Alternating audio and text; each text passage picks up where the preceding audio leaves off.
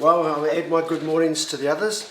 I'm glad to see you today. Some of you probably hopping on for the first time, many others, you're regular and you're fantastic and great. It's good to have this wonderful day because it's raining or it's drizzly out of here. That means probably can stay in and a few of you might just turn on. You can hop off any time too when you think you've had enough. But today I'm going to touch on a couple of things and more that will be very interesting for you. First of all, I want to say, along with the last two presenters that came here, it's going to be probably a sad day from Monday onwards. Definitely during next week and the coming weeks, if she makes her mind up when the deadlines, so people can know the certainty of when they're not going to have a job, whatever. But our heart goes out, and I just echo and repeat what's been said from behalf of Destiny Church, myself and Hannah. We are praying, we want to support every frontline worker, particularly the ones that have been mentioned, teachers, nurses, midwives, firefighters, healthcare workers, and there are others who are included in that as well, who've been given notice by the employers, regardless of what length of time they've been, how good they've been at their job, or they've not been doing a good job. That's not the reason. The reason is because they made a personal choice. They decided for their own body, their life, and their employment, and what their future is, that they decided to choose not to take the vaccination. Who would have ever thought only a year ago, or even 6 months ago, that we would be judged or dismissed or told that we no longer have a job at the employment that we probably love, studied for, did years for, passionately, paid a lot of money for, to get qualified to do that, and then be told that you're going to be no longer needed because you wouldn't take the needle. I reckon that is shocking. That sucks, as well, son-in-law said. Sucks, really, that you've got to be told now and you're facing that next week. Well, I'm going to share a little bit about that and the prayers and our supporters here. You know how to get a hold of us. I'm sure you do, and we'll be here for you. We'll have your back. Some ways we'll look after you. But I want to tell you, and I say this to many because in my experience, we sometimes think that the world that we are living in, you know, that's our job, that's our house, that's our place of dwelling, and it's the income we have, it's the job we presently have. And I don't want to be, flippant about this, but we ring fence that and we think that's our whole life. And I know you wouldn't have been, but sometimes we can just carry on doing the same thing, the same way, in the same place. Nothing wrong with that. We've had the big disruption through COVID. It has brought an upheaval in your world and many others. But this is what I want to say. Do not despair. Don't despair in what has happened. Don't even curse your crisis too long. I know it's hard to hear that. Don't say that something's negative has happened, and let that depression and that anxiety get you down.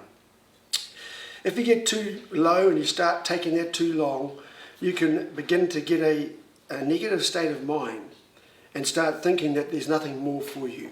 There is no more tomorrow. There is not another job that you can have or get probably as good as the one you thought you had.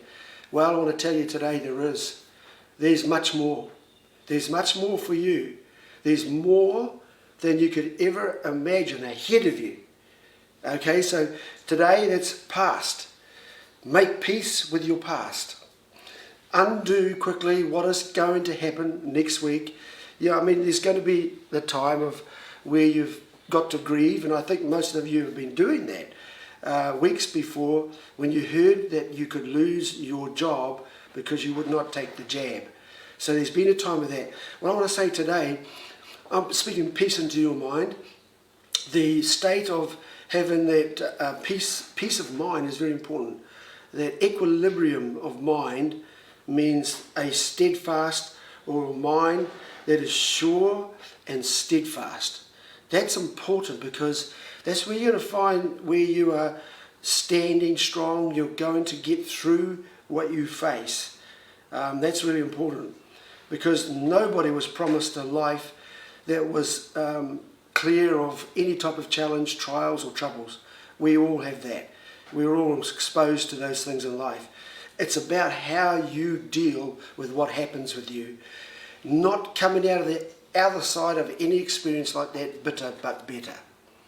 And that's the point. Don't be bitter about it, but be better. Better is coming. So, in saying all that, words are easy, and I know, but I want to tell you that there are many people before you and me who have gone through very challenging situations, tough times, but they've fronted up. You can have an initial outburst. Of course, that's the human nature. But you know what? You don't want to be in that state too long. Self-pity, self-rust, it never gets you anywhere. It begins to get you into a place of disgust with yourself. You don't need that. You see, I want to talk a little bit about this morning to help you take a step at a time and to get out of this and to get into a place where you're now ready for your new opportunities. New people you're going to meet, you're going to have a new job, and believe it or not, it is actually going to be better than what you've lost. So no more looking and dwelling on what you lost. Now let's start looking ahead and what you have got coming your way. Better is coming. Now, I got an interesting little story here about something that Cain just said too, about brave people who have not just sat down and done in their pity, have let themselves get away from themselves. They've got up and said, you know what, I'm going to still go out there and hold myself, my chin up, and going to put myself in a position where I'm not going to let the bully, get into my world and start destroying it longer. You got to fight that. I've been fighting that. That bully's been on me. I've been restricted and I've been brought into the slavehood of what this government has been doing, and it's been very difficult. That I cannot be where I want to be. Say what I want to say, and at least you've still probably got a voice. At least you can still get out. Well, I can't go to some events and I can't say some things. And I've got to watch all of that, and it's difficult. Even on my services, which is the Sunday today, but this is more of a message of hope to those who are suffering loss. But even then, sometimes they have to be gauged and governed. If that's not slavery and control, man, I don't want anything more to do if there's anything worse than that. So I want to just give you a couple of scriptures because it's good to take something from the Bible, the Word of God. One simple scripture in there, John chapter 8 verse 25. It's only about 3 or 4 words, but I'll give you the context of it. But all these people gathered around a man called Jesus of Nazareth, who's called Jesus the Christ as well. He was doing a lot of healing. He had done some miracles with people that have never been seen before. He spoke like somebody who had authority, like nobody they'd ever seen before. This man almost seemed to them, because nobody wants to say anybody is perfect, but he was perfect. He never had sin in his life. He didn't do anything wrong. That's hard to imagine because he was a human, but we also understand that he had God in him. And that's a kind of an interesting challenge in itself to try and bring about the combine of the how does two natures fit in this person, and that God is a human. Well, it's interesting, but he does something in society that deals with all that we're dealing with today. The issues of the Jewish nation at that time, oppressed by the bully Romans, no different to what we're getting from our own government. I mean, that was a bit better. That was another nation oppressing another nation. But this was happening also at different levels in people's lives. Their personal lives, their home life, their business or their jobs, and also as a nation. This man had the answers. He didn't come as a problem. I love this. Jesus was that confident and that bold about himself. He always brought solutions to their problems. He was an answer to their questions. I was so touched by reading about this man when I myself was converted that I took on the same spirit and mentality of this man called Jesus of Nazareth. He came as an answer. I decided I wanted to start being an answer instead of always talking about the problem, always talking about the trouble, always talking about what happened to us. And that's okay, but after a while you want some action or to do something that changes the predicament that you're stuck in. And I realized early in that little bit of insight and revelation that I come as an answer to every situation, and I come as a solution to the problem. Now you might be saying, well, that's kind of nice, Brian, but you don't have the answers to everything. You're not the solution to all problems. Well, you're probably right, but then I got a choice to either believe that I could have a go at giving an answer, or at least come up with a solution while everybody else is talking about the problem, or I take this, what you perceive as what other people are thinking about you, or what other people are saying about you. And that's exactly what this verse I was going to tell you about. It all it says is, who are you? The people said, who are you? See, after a while, when somebody does something extraordinary, they leave their status of ordinary. That's the crowd. That's why slaves follow crowds. Slaves follow crowds. To actually stop being in a crowd that has a spirit of slavery on it, you've got to step out of it. So that's why you probably feel lonely too at this time. A little bit isolated from family, workmates, friends. Man, I know what that feels like. Sometimes you've got to step out from the social structure that you're living in, or your family even. You've got to go against the grain of your family. Look, they're probably saying, get vaccinated and let's get on with life. Yeah, well, it sounds simple, but it is simple too. It ain't the answer. As people who have been vaccinated are finding out. Goalposts change all the time with this government. But, you know what? Sometimes you have to be brave. You have to find a little bit of courage. You only need a little bit. You don't need a lot of courage, just a little taste of it, a smacking of courage. And you stand on that courage. And guess what? You find yourself empowered.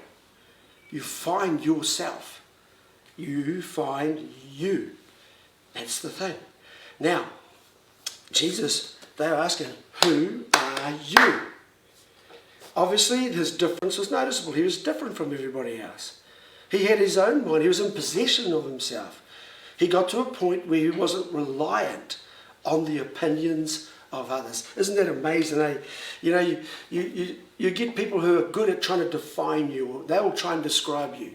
Be careful of all of those who are trying to, in the sort of term of helping you, describing or starting to define who you are.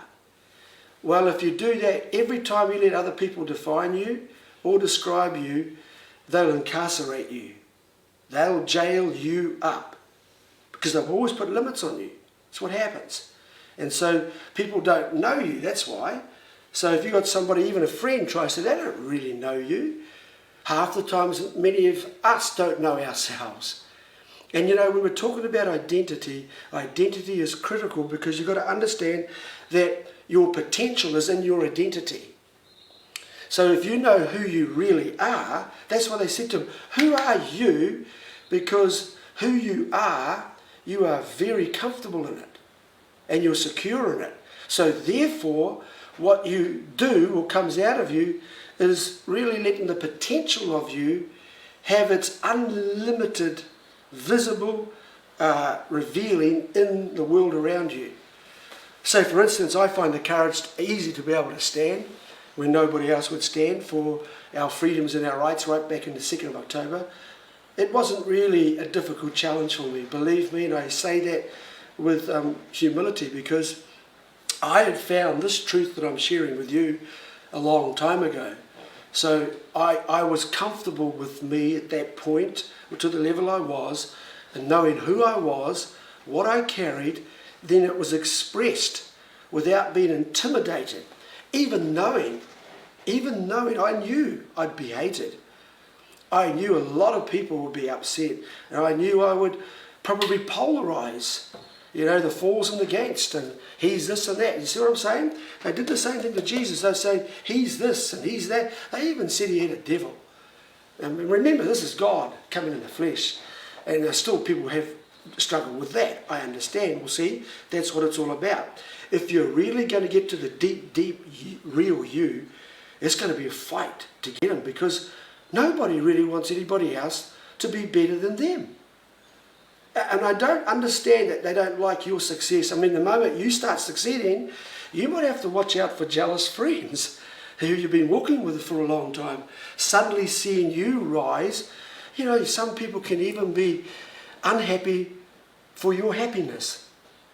Can you get that? I mean, if we're all unhappy, it kind of like is a group strength, like birds together, the same feather flock together, because they're all unhappy, you find other unhappy people. Seems to shore up the negativity. That's why finding positive people, people who have overcome that, then you want to flock around those sort of people.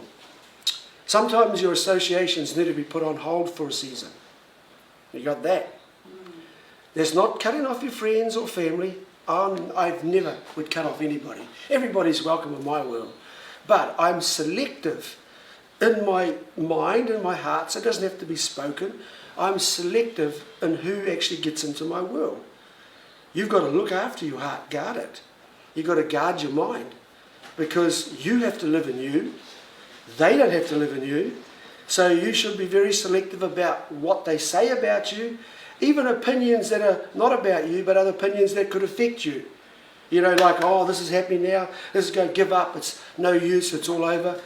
Well, that defeatist attitude you don't need. But you can get selective in your hearing so that you can isolate the negative and keep your positive self-talk working, and then saying, well, I'm not the sort of person that's here to be defeated. I'm here to win. As I told Dal Bigtree in my interview, when he said, well, if we even make it, no, I said, I'm going to win. And I think it might have grabbed him a bit and his team. I said, no, I'm here to win. I'm not here to lose. What happens if you lose? What happens if I win? What if you don't make it? But what if I do make it?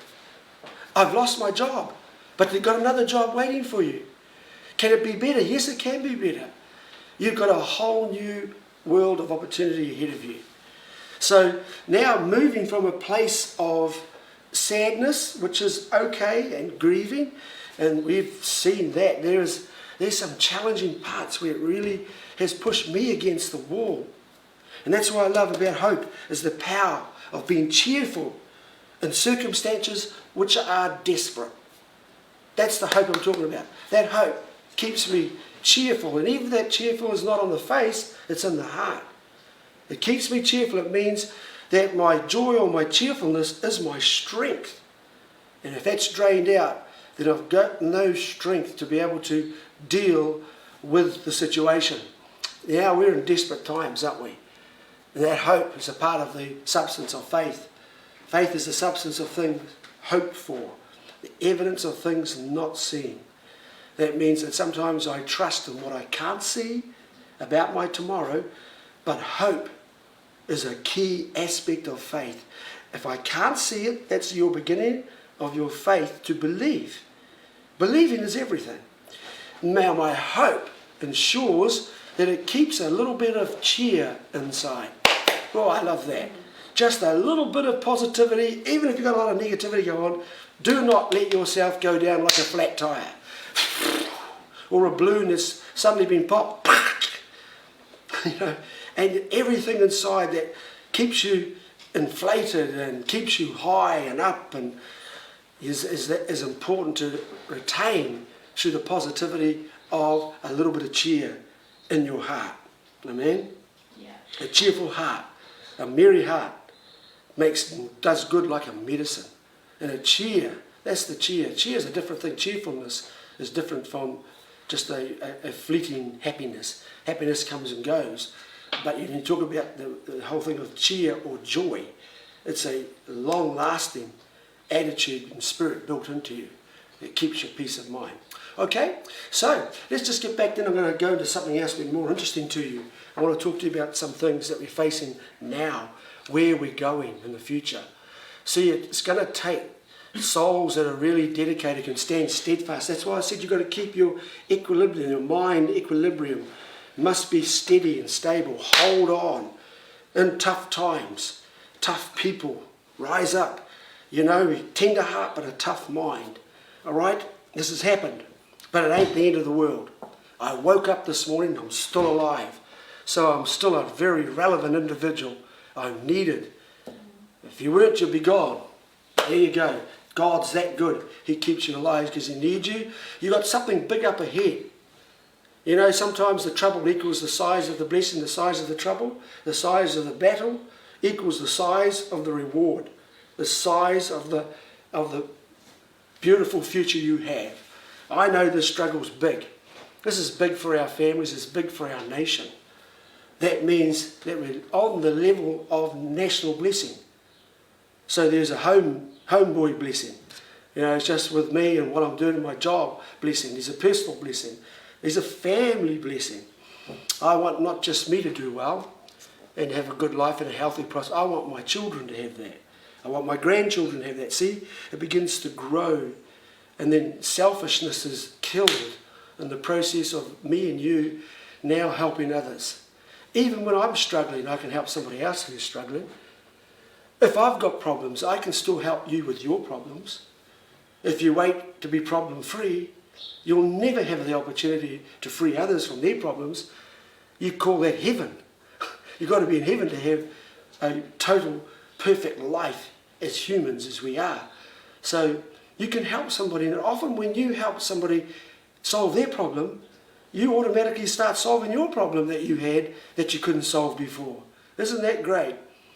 Like it's when you give something away. Somebody gave me some fish the other day, and a big snapper, big, beautiful, juicy fish heads on them.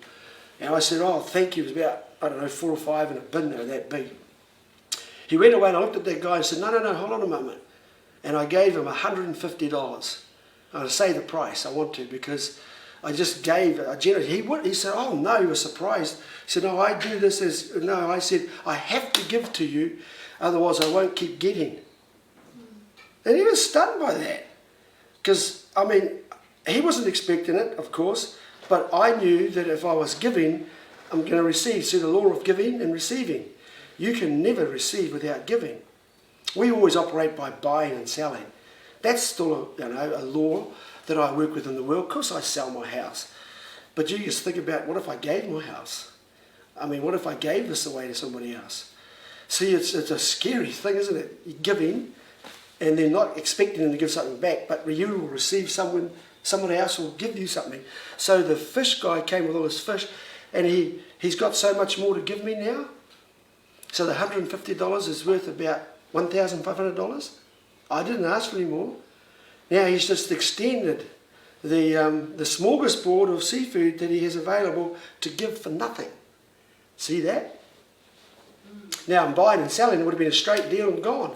But because he was on the end of a giving, he went away and he wanted to give back. Now I was the receiver.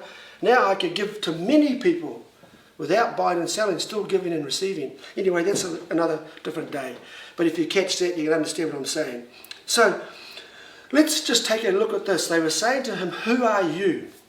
He was firmly in possession of his own identity. There was most of Jesus' ministry was the contention around his identity, not his miracles. We would have been interested in getting the healing for COVID off the guy. He touches anybody, they were healed, no matter what the disease was. He was raising dead people as well. He was speaking words of life. This was a complete man, God in human flesh. But the people around him struggled with his identity. We don't often ask, who are you? Do we sort of look at people and say, what do you do? That's the first question you ask. When we get curious or inquisitive of somebody, we say, what do you do? Like, what do you do for work? Do you think that's interesting, strange? When we're inquisitive or we go past, just meeting somebody, you can go, hello there. So most of us make judgments on people according to how somebody else told you those people are, right? If you do have foreknowledge of somebody, you've made a judgment on the opinions, and as I said before, the statements of others. Man, my life is a perfect picture illustration of what I'm telling you today. A lot of you probably thought Brian Tamaki is this, and this, or I heard about. Isn't it amazing that you haven't actually met me personally, or know about me personally, all about the details of my family, all about the details of where I grew up, what my life consisted of, what we've done and what we've been through, my wife and I, to get to this point. Most of you have been knocked back, knocked over in what we've been through, what we've done, and who we are. Quite contrary to the opinion that you receive from some unknown journalist that you probably have never met. And I'm glad now that everybody is catching up with this miserable media.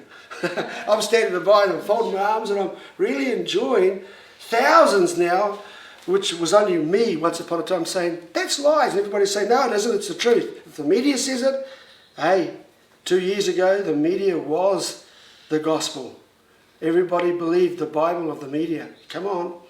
It's only in recent times, since we've seen them exposed, and through other things that have happened around us, of course, that we've seen, hey, these guys don't hesitate, they don't even blink an eyelid to lie about something, to exaggerate, not tell the truth about that there was 10,000 there and they say a couple of hundred or 500. You know, it's almost blatant journalist suicide by the guy saying it, because we're all out there saying, no, there's tens of thousands of you now. Welcome, I'm very happy you made it to this point to see that these people who describe, who define, who will tell the story about people and certain things, and we've taken it for a long time as the truth. Huh? That's what's happened. Now, see, when they were describing Jesus, they even said he was deceived, and some said he was good, some said he was off the track, some said he had demons in him, some said he was a prophet. They say he's a mixture. Everybody's got an opinion about somebody. They do. This is really important, because quite often we seek the endorsement and the permission and the likes of other people around us to shore us up where we are flagging in our identity and our own self-esteem. It's true. You know, you're very sensitive to what your friends say, and if your friends are not happy with you, you watch you sink. If your friends are happy with you, you watch you go high and get happy.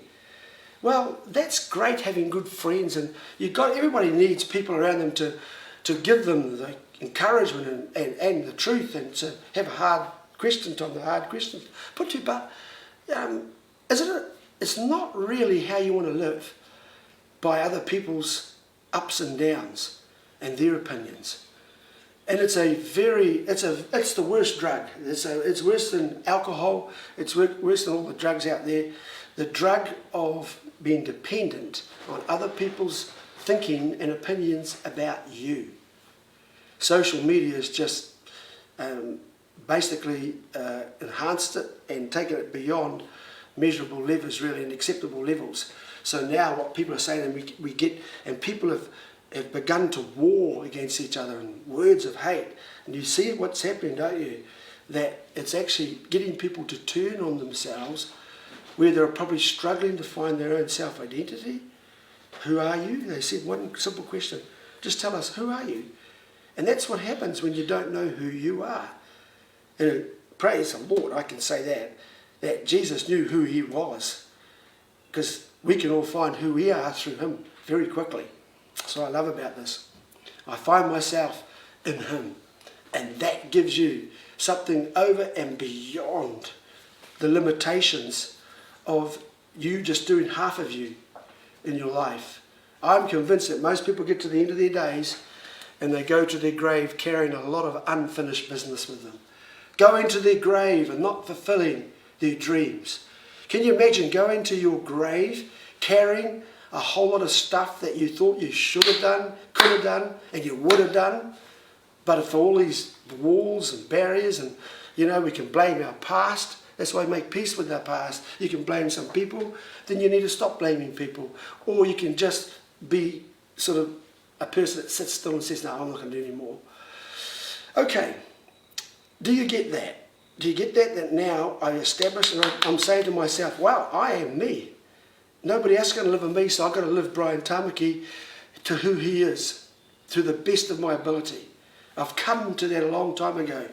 It is still a progressive work in motion, construction, thoughts and mind, and trying to be the man that I should be to my family, to my wife, to people, to the church, and all those needs and all those demands that come on you. But at the end of the day, I must be me.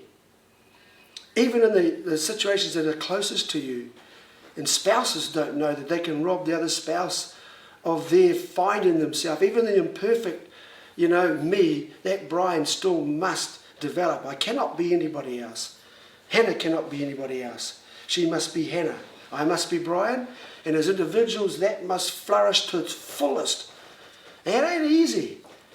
It ain't easy for two people who are under construction, and you're trying to, and that's where you get all the, the control, and you get all of the arguments, and you get the separations and divorces in marriages. That's where you have fights, because people go the opposite and dig in. We've got to give some ground. Most people see the best, or the best of somebody in the honeymoon stages or in the dating stage. I met Hannah. I was a perfect guy, I reckon. Nothing, manners, open the door, kind of get cool, dress up, hygiene and that, and do everything right, no burps, no farts in front of a woman, right? Get married. The rest comes out. And you say, I didn't marry that, that's not what I saw before, but before and after. And unfortunately, like in body change and physique change, it's the opposite of marriage. Before you see the best person, and after, it just, sometimes you can lose that. And I think what I'm saying here is that you have to keep your best self and the best version of you rising and rising and rising. All right, I want to do this by finishing along with some things and some thoughts. I'm thinking about you, going back to you now, many people facing a government that is now exerted such excessive control. It seems like to many of us, will we get ahead? Will we win, Brian? We will win. I'm telling you, we will win. But how's this going to happen? We've seen out there the tension. Our nation is not happy. It's not healthy. How can we stop this government? Some people are saying. Some people are saying, what do we do next? There are many opinions about that. There are many thoughts about that. And that's good, at least. That's happening. We're seeing now the development of a country that I don't believe would ever, in any shape or form now, depicts anything of the New Zealand I knew before. No doubt about it. I was thinking about this. And in the context of today, I want to put this straight down the tube. So if somebody's gone off, get them back. Get back. Get ready to share this. I'm going to say this very, very strongly. I don't believe that the New Zealand that Jacinda Ardern is building is the New Zealand that we want. And there is a big difference between Jacinda's New Zealand that she's creating, and I want you to hear this, she is creating another New Zealand. It's not the New Zealand that we knew, we came from. Let's just look at a point here, and I'll start here and then we'll talk a bit, shall we? Nobody can deny the fact is, and I think we've had a couple of efforts and it was soon snuffed out, which shows you the heart of our nation. The spirit of New Zealand is in the national anthem. It's got to be. God defend New Zealand. That is a fantastic anthem. It speaks of everything that I think would go to a nation, or for a nation to have, for a nation to accept, and for a nation to know that your national anthem starts with God. I mean, I know some people I'm talking to now don't believe God. That's your choice. I'm hoping you would reconsider after listening to this, and maybe some more we could talk. But that's our national anthem, God defend New Zealand. Now I've been at booze-ups. I used to have booze-ups before I was converted, and I know what it is to be at a rugby game, and they're drinking and boozing, and they're happily singing proudly, beer spilling over each other, God of nations, and thy feet, and we're proud. I don't know if I'm not even saying anything that has to do with beer and God. That's not even my point, and that's not what I care about. I'm caring about the fact is that a national anthem that we have got, I think every other nation would want this anthem if they knew at the bottom line what it meant, God of nations. At thy feet we stand, and in the bonds of love. It talks about this one line that I want to get to, that God defend our free land. Did you know that's a line in our national anthem? God defend our free land, guard Pacific's triple star. That's incredible. God's defending something. Wherever you think of God right now, that is an amazing anthem to have, because we all run out of our human abilities. It gets to the point where you throw your hands up and says, I don't know, I've had a guts full, and you can put all the expletives in there. That's enough is enough. We've all been saying that a lot in the last 12 months for sure. You know, all this BS and goes on. But, you know, imagine you can go somewhere else, because that's where hopelessness sets in. When you see you can do nothing more about it, then you look for who else can do something more about this, and what other person overseas, or a video I can see, or a message. But have you ever thought of God? Well, you have, but thought about touching Him, even having the audacity in the middle of your disbelief and saying, Brian, you can have, it's not about my church. It's not about, forget church, it's not even in the content of this. It's about God, who's everywhere. Now imagine if you had that, God's defending. God's defending. See, you want to know where I get my courage to stand. It was really that. God defends. God looks after me. I'm one of His. So I just believe His favour toward me is rich. Now, that helps me do all the stuff that I do in life, and to stand and keep standing. But when you think about God defending New Zealand, or he talks about God defending, it doesn't say New Zealand is a free land. Oh, you have it? So God defends the free land. So that means that anything else that's created out of that isn't a free land. So Jacinda's New Zealand isn't a free land. Agreed? Yeah. So that means God is not defending Jacinda's New Zealand. God is defending the free land. It is the unvaxxed New Zealand that is the free land. Yeah. The Jacinda's New Zealand is the vaxxed one. Now, this is not a judgment to the vaxxed people. Don't get that. Don't tell me wrong. You're vaccinated. I've got friends and family, so I'm careful here what I'm saying.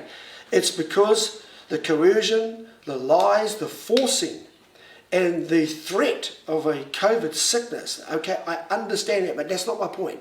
So it's not vax or unvax. But the New Zealand we knew before, we weren't forced to take flu jabs. We weren't forced to take medicines. We weren't forced to take some substances in our body without some question. I mean, people did, and they said yes to it. I can have it. But you would never see a doctor or a nurse take blood out of you, or inject you with something, or start operating you without your permission. They used to get you to write out forms that you are agreeable and it's your choice. If you didn't give your choice, there was no more entering into the surgery, all the possibilities of life and death. Your choice and your rights was paramount, above even the life and death surgery and anything else. Do you understand what I'm saying? Well, it's a very powerful thing. So the New Zealand that we had was a New Zealand that lived on zero, level zero. Level zero is totally free.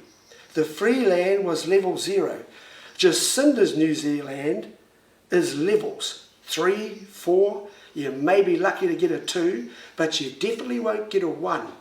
Because Ashley Bloomfield said, if I'm still in charge here, the health Ministry of Health, we will stay on 1 at the very least, which interpreted, I mean, a cheek to say that. I mean, he's telling us all down the tube on TV that you're all going to be slaves, because 1 is not freedom. Oh, let alone 2, 3 and 4. 1 is still, I've got my hand on your throat, Jacinda's got my hand on your and this country's throat, in case, which I'm telling you right now, they want to pull you back up to level 2 and level 3. Being on 0 means you touch freedom again. And when you touch freedom, you'll never want to go back to even half of a 1. Half a 1. You won't go back to it. So you've got conditioned to control. That COVID now has gripped everybody with such fear. See, my latest update is I'm still unvaxxed. I still stand, and the fact is that this government and this media has no more control over my life because I do not give them any fear. They don't get fear. I don't have fear. So therefore I stand on my own beliefs and my convictions, so they cannot affect me, because I do not fear them. That's the difference. So I can make easy choices about still being free in my spirit. You can't have my spirit in my heart. You can't have my soul. You might be able to restrict me as much as you can physically, but in here I am still free. I'm free to be me. That's important. So you imagine that we no longer need to have Jacinda's New Zealand. I don't want Jacinda's New Zealand. I don't want the New Zealand she's creating. It is not the New Zealand or the free land that God defends. And I don't want to have that. Jacinda's New Zealand cannot have the national anthem. They can't sing the national anthem. So look, I've got sad news for all of you who are believing in Jacinda's New Zealand she's creating, which is not the New Zealand that the Anzac soldiers died for. The Anzac soldiers who gave their lives to protect our freedoms. We have the flag to fly. They can't flag a fly. So Jacinda's New Zealand she's building is not the New Zealand of the free land that God is defending. So one, we've lost the most important thing. I've got to say, Jacinda, your New Zealand cannot have God defending it. That's the simple truth, because it's not a free land. God defend our free land. He's not going to defend slavery, control, abuse, coercion, lockdowns. Suicides are going through the roof. The police force are burning out. Finding domestic violence is rising all the time. You're not hearing about this. This is on top of you. Some of you are losing your jobs next week. Don't have a job to go to. You don't have a steady income to count on. You've got mortgages and bills to pay. That's Jacinda's New Zealand.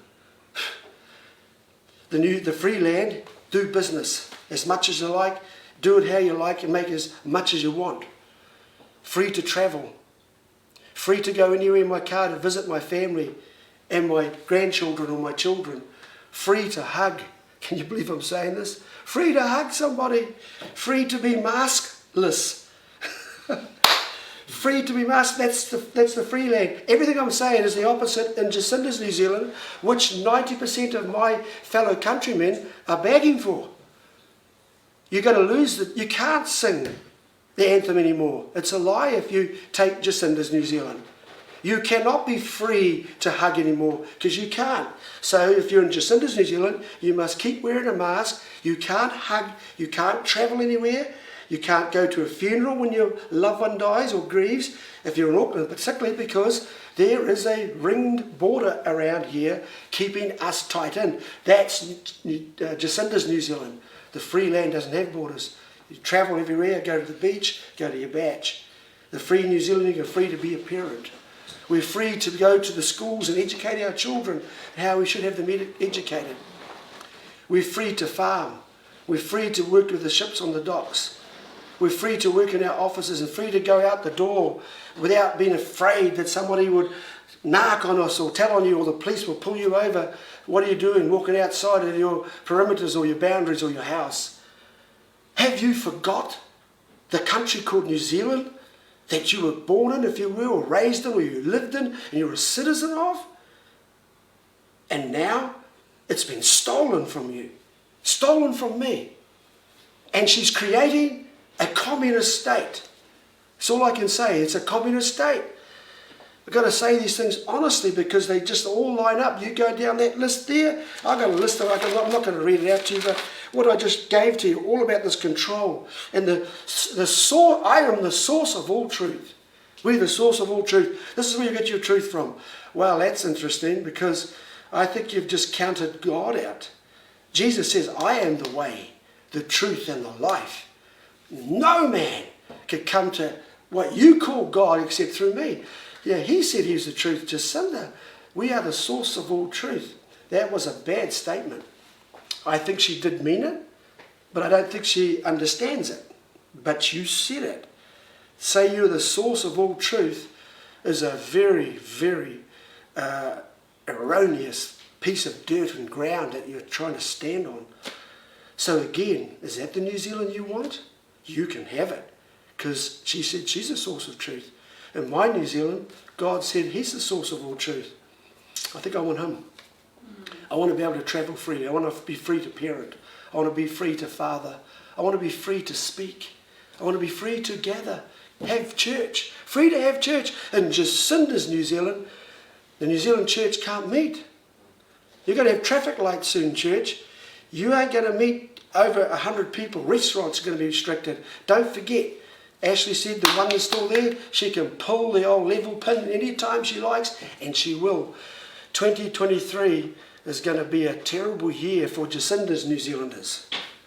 But for those of the free land, we'll be just going and getting back what she'd taken from us, and we're going to live the life that we always knew we could live. How many people listening to this message now would just take this as Jacinda's New Zealand, and this is the free land. The free land that God defends is this free land called the New Zealand that we had back there. You put down the differences straight away. You've got to be out of your mind to be controlled by a bad flu bug. And it gets you so afraid and fearful that you're buying into Jacinda's New Zealand. It's going to become a communist state. And she's wrecked businesses, wrecked jobs, smashing jobs from people who've been there for a while through mandates. You've got to be kidding me. And this New Zealand that we can have right now, and it's in our hands, and we can raise it back up again. That New Zealand there, you were free to work, free to express, free to be you, free to be me. Man, it feels like I don't even know why I'm even trying to convince us that we're really not free as you think. You know,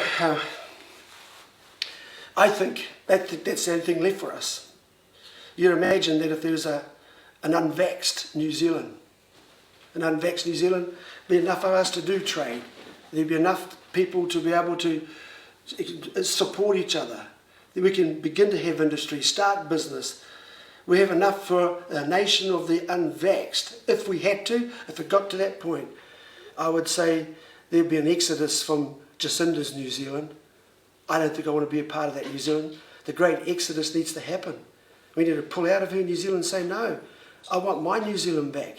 The New Zealand where the flag flies true, where the national anthem is sung for truly what it is. You need to go and get China's national anthem, the communist national anthem, Jacinda, because it doesn't fit our country. We're not a communist country. We are the land of the free.